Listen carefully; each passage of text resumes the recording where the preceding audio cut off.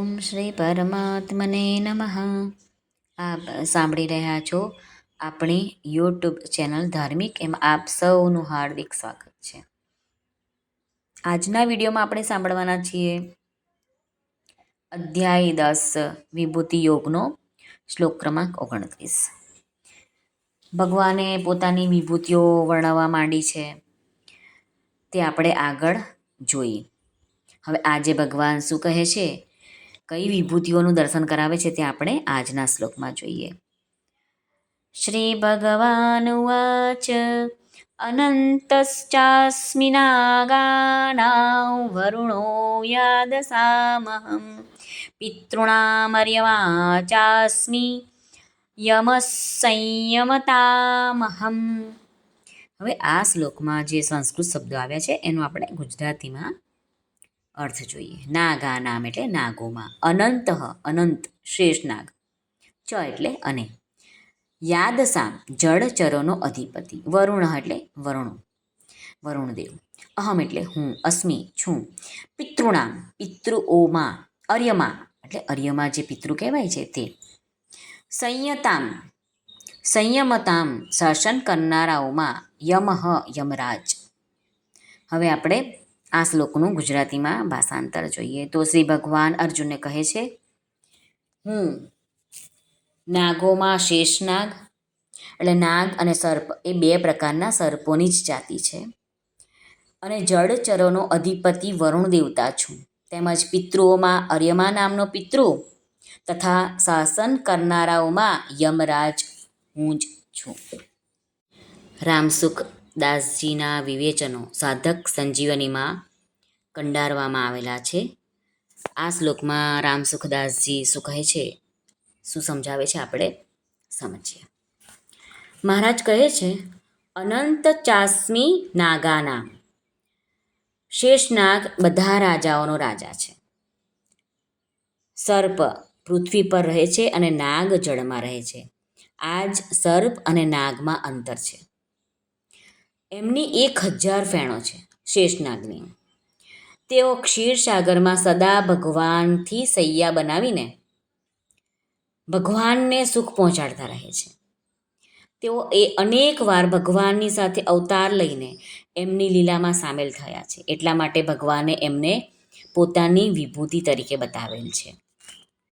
ત્રેતા યુગમાં રામ ભગવાનની સાથે એમના ભાઈ તરીકે શેષનારાયણ આવેલા. દ્વાપર યુગમાં ભગવાન કૃષ્ણના મોટા ભાઈ થઈને શેષનારાયણ આવેલા. રામાયણમાં શેષજી લક્ષ્મણ બન્યા હતા અને દ્વાપર યુગમાં ભગવાન કૃષ્ણના ભાઈ બલરામ મોટા ભાઈ તરીકે શેષજી અવતાર ધારણ કર્યો હતો. વરુણો યાદસામહં, વરુણદેવ બધા જ જળ દેવતાઓના અધિપતિ છે અને ભગવાનના ભક્ત છે. એટલા માટે ભગવાને એમને પોતાની વિભૂતિ તરીકે બતાવ્યા છે. પિતૃણામર્યમા ચાસ્મિ, કવ્યવાહ, અનલ, સોમ વગેરે 7 પિતૃગણ છે. એ બધામાં અર્યમા નામના પિતૃ મુખ્ય છે. એટલા માટે ભગવાને એમને પોતાની વિભૂતિ તરીકે બતાવ્યા છે. યમઃ સંયમતામહં, પ્રાણીઓ ઉપર શાસન કરવાવાળા રાજા જેટલા પણ અધિકારીઓ છે તેઓમાં યમરાજ મુખ્ય છે. તેઓ પ્રાણીઓને તેમના પાપ પુણ્યોના ફળ આપીને શુદ્ધ કરે છે. એમનું શાસન ન્યાય અને ધર્મપૂર્વક થાય છે.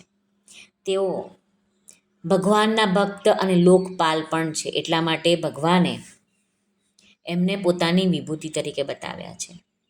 આ વિભૂતિઓમાં જે વિલક્ષણતા દેખાય છે એ તેમની વ્યક્તિગત નથી, એ તો ભગવાન પાસેથી જ આવેલી છે અને ભગવાનની જ છે. આથી તેઓમાં ભગવાનનું જ ચિંતન થવું જોઈએ.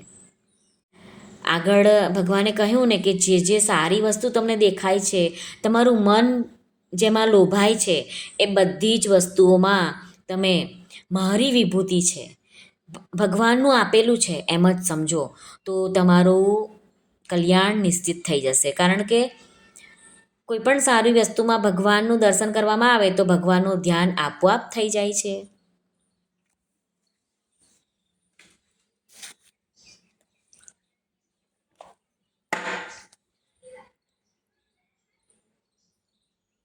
અને જો સંસારનું ચિંતન કરવામાં આવે તો મન સંસારમાં જોડાય છે.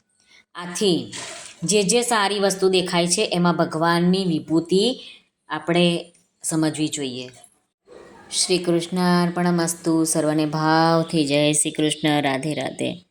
હરિઓમ તત્ સત. જય ગુરુદેવ દત્ત. જય સ્વામિનારાયણ. જય માતાજી. નમઃ પાર્વતી પતે. હર હર મહાદેવ. હર સિદ્ધેશ્વર મહાદેવની જય. સર્વનું કલ્યાણ થાઓ, સર્વનું કલ્યાણ થાઓ, સર્વનું કલ્યાણ થાઓ.